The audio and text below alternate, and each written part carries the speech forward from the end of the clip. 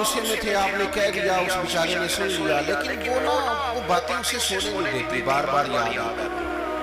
کوئی آپ کے ساتھ تلخ کلام کر دے نا، کبھی تلخ گفتگو کر دے، بندہ جب سامنے آتا ہے وہ باتیں یاد آ جاتی ہیں، تکلیف ہوتی ہے، اور وقت گزر جاتا ہے۔ لڑائیاں ہمیشہ چل نہیں سکتی۔ لڑائی کتنی دیر کی ہوتی ہے؟ 1 دن کی، 2 دن کی۔ قتل بھی ہو تو اگر قاتل کو پھانسی بھی ہو جائے تو پھانسی کے بعد بالآخر لڑائی تو ختم ہوئی کوئی نہیں۔ لڑائی ہمیشہ چلتی، تلخی ہمیشہ چل سکتی نہیں۔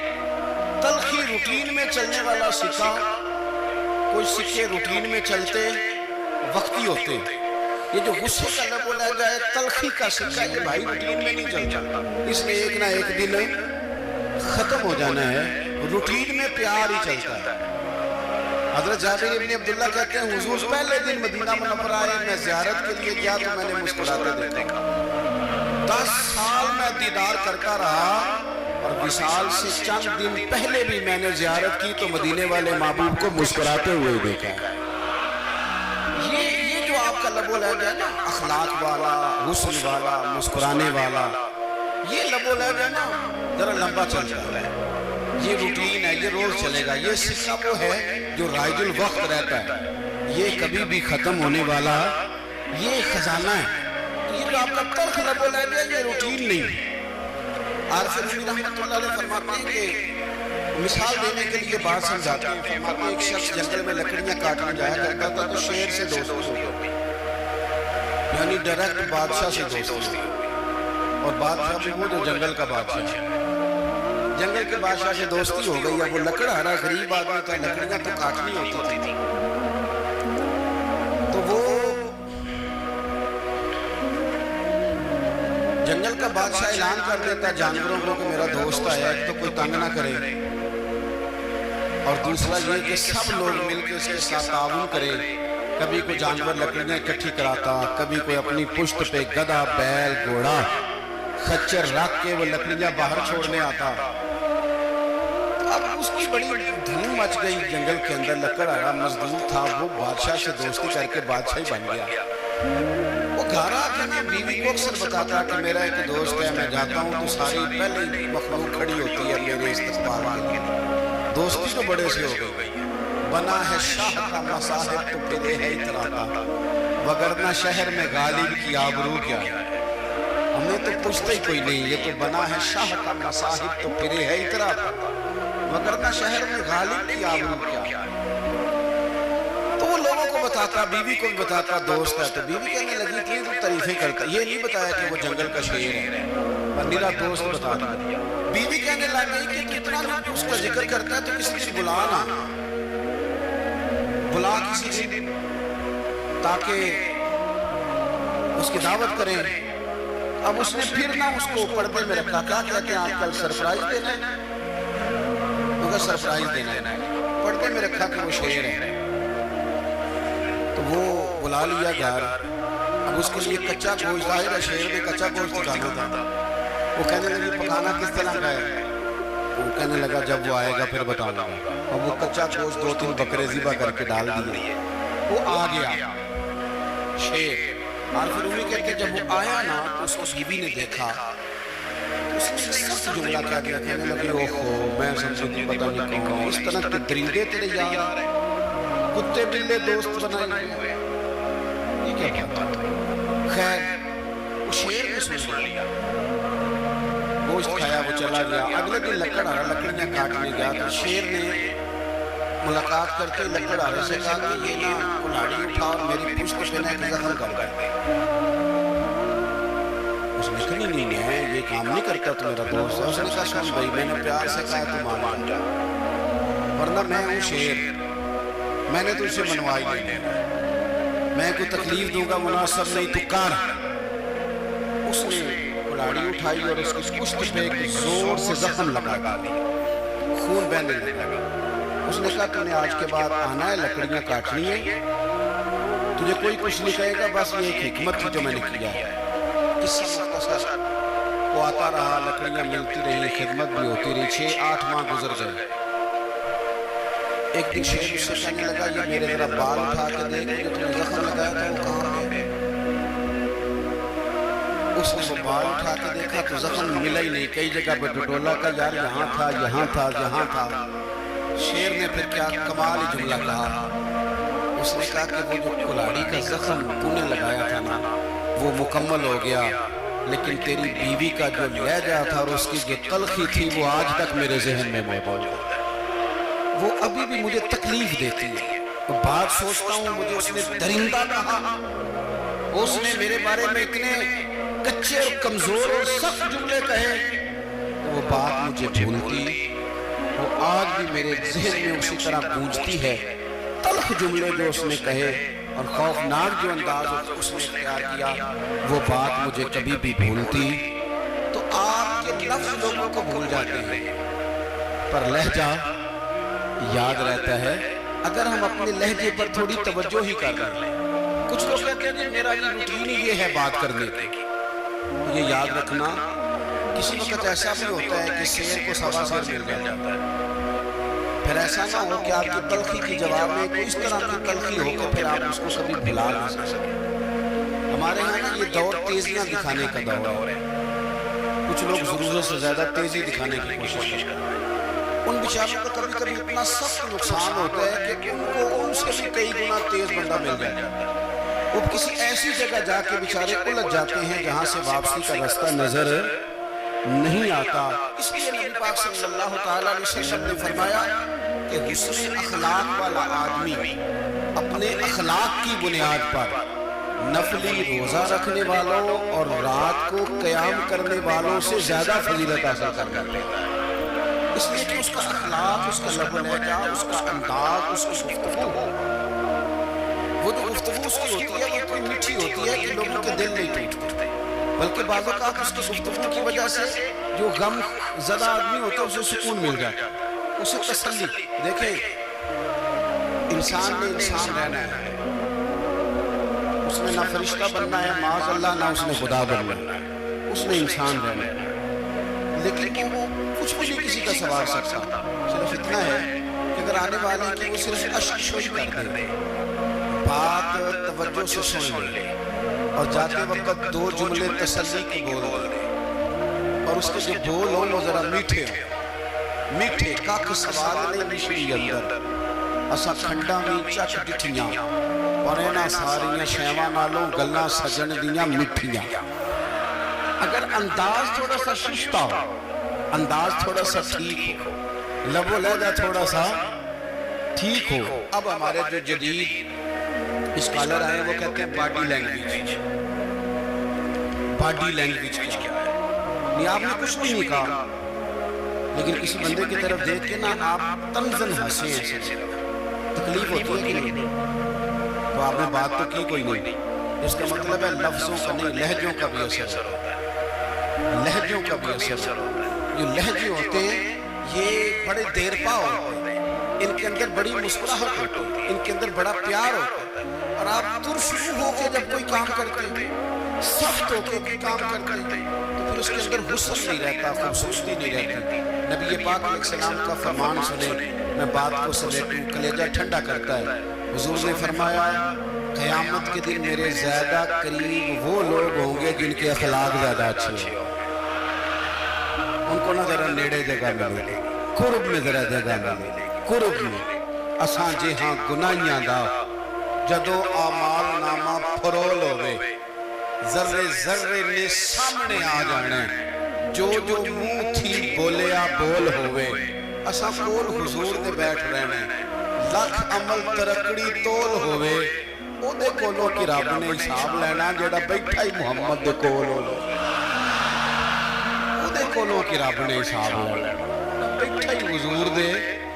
تو نبی پاک نے فرمایا بیٹھ جاؤ گے میرے قریب پر شرط ہے اخلاق اچھا ہونا چاہیے، تمہارا لب و لہجہ شستہ ہونا چاہیے، جگہ نیڑے مل جائے گی، نیڑے جگہ مل جائے گی پر پہلے آنے والوں کو نہیں، کوئی کہے میں پہلے گیا ہوں تو مل گئی، نہ اسے ملے گی جس کا اخلاق اچھا ہے، جس کا لب و لہجہ ٹھیک ہے، جس کا انداز فکر اچھا ہے۔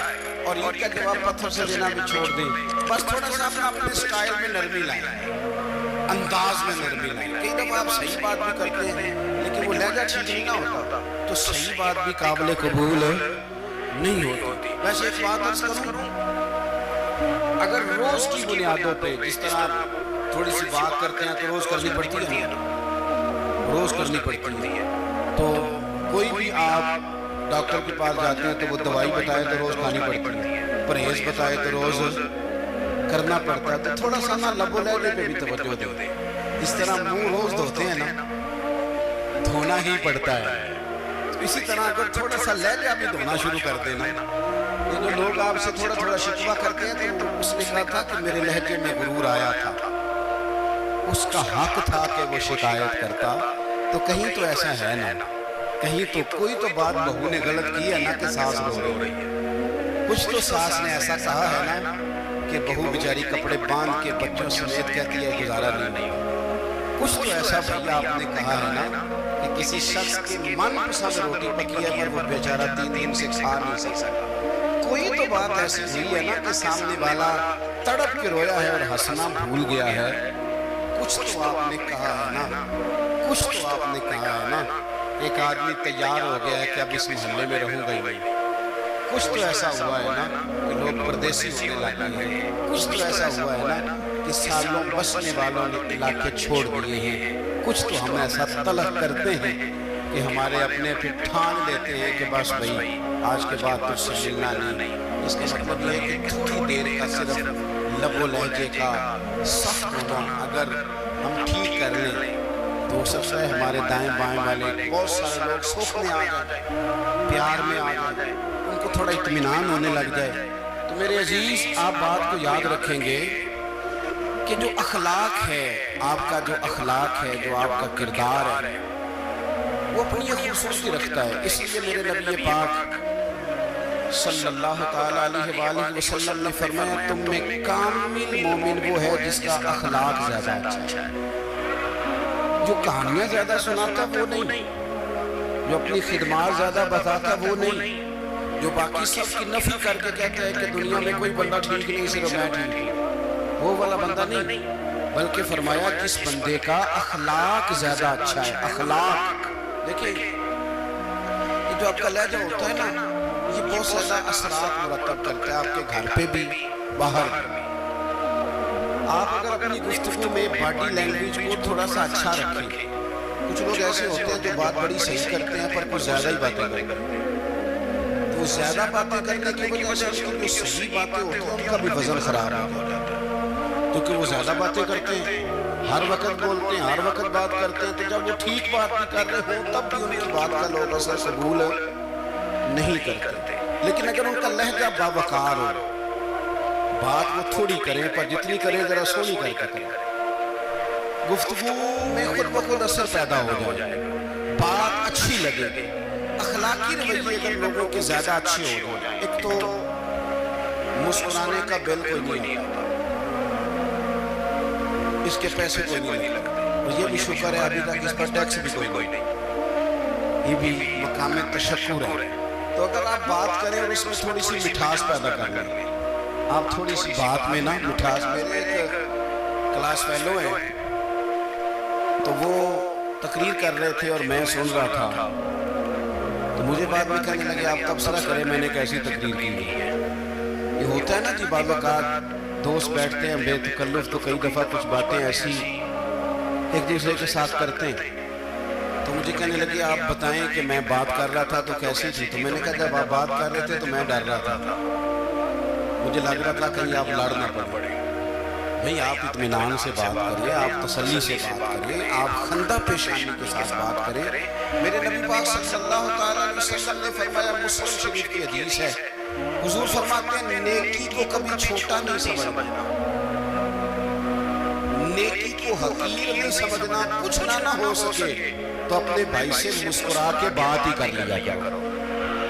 بات کرو تو تمہارے لہجے میں ترش روئی نہ ہو. بعض اوقات آپ تلخ بات کرتے ہیں، آپ کا لہجہ تلخ ہوتا ہے تو آپ کی صحیح بات بھی قبول نہیں کی جاتی. لیکن اگر آپ کے لہجے میں مسکراہٹ ہو، آپ کے لہجے کے اندر خوبصورتی ہو تو آپ کے اپنے بھی، آپ کے بیگانے بھی، سب کے سب آپ کی بات کو तसल्ली के साथ समझना वो गवारा करें। मैंने देखा है बहुत सारे लोग ऐसे हैं जिनके साथ वो गाना जाना मिलना बैठना आहिस्ता आहिस्ता छोड़ देते हैं, और वो किस लिए छोड़ देते हैं? वो उनके रवैये की वजह से छोड़ देते हैं, उनके अंदाजे फिक्र की वजह से छोड़ देते हैं, उनके शिकवों की वजह से छोड़ देते हैं। मिजाज होता है ना हमारा कि हमें शौक होता है ताल्लुक ज्यादा लोगों के साथ हो, और फिर ये भी शर्त होती है कि मैं जिसके पास जाऊं वो मुझे यही कहे कि तू मेरे साथ ही प्यार कर। एक साहब मुझसे कहने लगे कि ये मैं महफिल कराता हूँ, आप भी तशरीफ लाएं, और मैं 20 उलमा को बुला चुका हूँ, और बड़े बड़े नामवर नाम उन्होंने मेरे सामने लिए।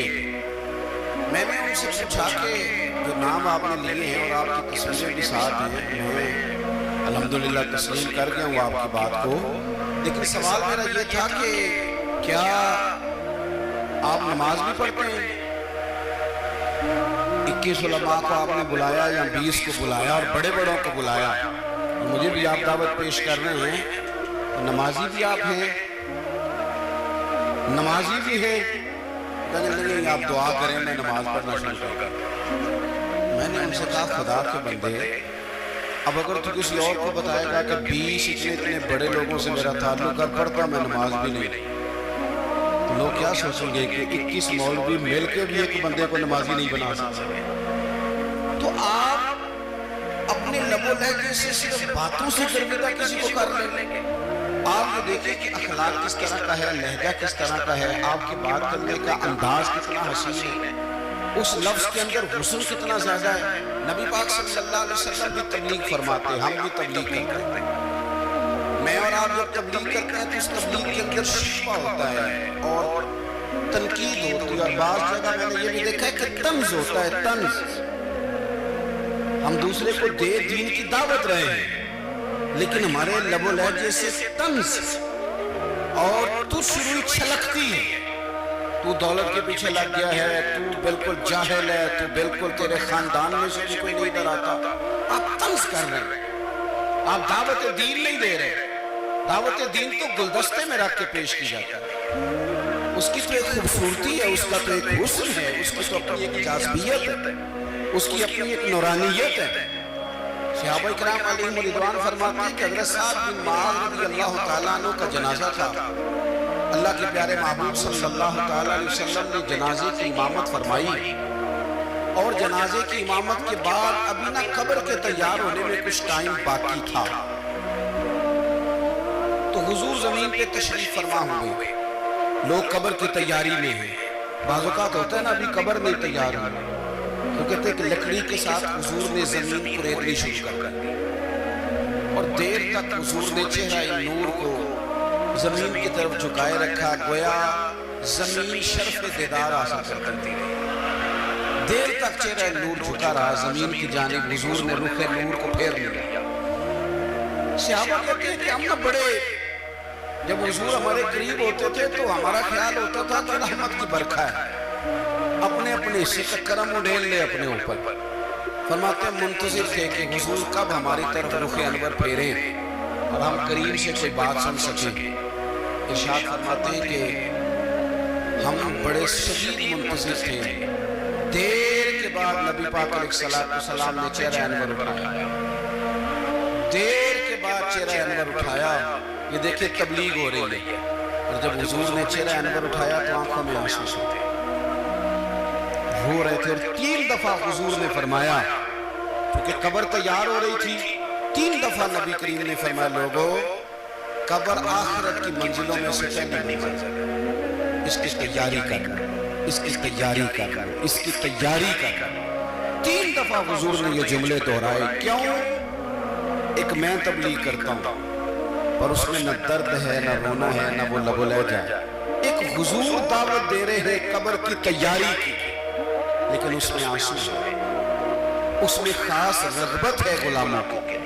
तो अपनी जिंदगी के अंदर जो हमारा अंदाज़े तकल्लुम है, हमारा अंदाज़े गुफ्तगू है, मैं कहा करता हूँ कि हम ना दीन के लिए जब कलाम कर रहे होते हैं तो शिद्दत होती है हमारे जुमलों के अंदर। बाद मकामात शिद्दत के होते हैं, आप जिहाद की बात कर रहे हैं, नामूस रिसालत की बात कर रहे हैं, तो किसी जगह आपके लबो लहजे के अंदर शिद्दत का हो जाना बुरा नहीं है, बल्कि वो अच्छा है। لیکن میرے عزیز ہر وقت ہی کچھ لوگ تلخ ہیں، انہیں کسی وقت بھی آپ ان سے ملاقات کر لیں وہ لوگ آپ کو پریشان ہی نظر آئیں گے۔ حضرت سیدنا عبداللہ ابن عمر رضی اللہ تعالیٰ عنہ روایت کرتے ہیں کہ نبی پاک صلی اللہ تعالیٰ علیہ وآلہ وسلم نے ارشاد فرمایا کہ جنت میں ایسے بھی کمرے ہوں گے، جنت میں کچھ ایسے کمرے، کچھ ایسے مکانات بھی ہوں گے کہ باہر کھڑے ہوں گے تو اندر نظر آئے گا، اور اندر کھڑے ہوں گے تو باہر نظر آئے گا۔ یعنی ایک تو تم آئینے لگاتے ہو نا، وہ دیواریں اتنی شفاف ہوں گی کہ اندر باہر سے ان کا حسن دکھائی دے گا۔ حضرت سیدنا مالک اشعری رضی اللہ تعالیٰ عنہ بیٹھے تھے، کہتے ہیں میں نے فوراً عرض کی حضور کو ملیں گے کس کو؟ وہ جو اتنے حسین گھر ہوں گے کہ دیواریں ہی شیشے کی محسوس ہوں گی، اندر باہر سے حسن کے جلوے دکھائی دیں گے، حضور وہ ملیں گے کسے؟ اللہ کے پیارے محبوب علیہ السلام نے فرمایا وہ اس کو ملیں گے جو گفتگو اچھی کرے گا، جو گفتگو اچھی کرے گا، لب و لہجہ اخلاق والا، گفتگو اچھی کرے گا، لوگوں کو کھانا کھلائے گا، اور جب لوگ سو رہے ہوں گے تو اٹھ کے اپنے رب کی عبادت کرے گا۔ اس شخص کو وہ مکانات ملیں گے جن کی دیواریں آئینے کی مانند ہوں، جن کا حسن تازہ ہو، جن کو اللہ تبارک و تعالیٰ نے اپنے فضل سے مزین کیا ہوگا، سوارا ہو۔ اپنے لہجوں پر، اپنے اٹھنے بیٹھنے پر، میل ملاپ پر تھوڑی توجہ دیں، تھوڑا سا خیال کریں۔ اللہ کی حضور دعا ہے مالک کریم سمجھنے کی توفیق عطا فرمائے۔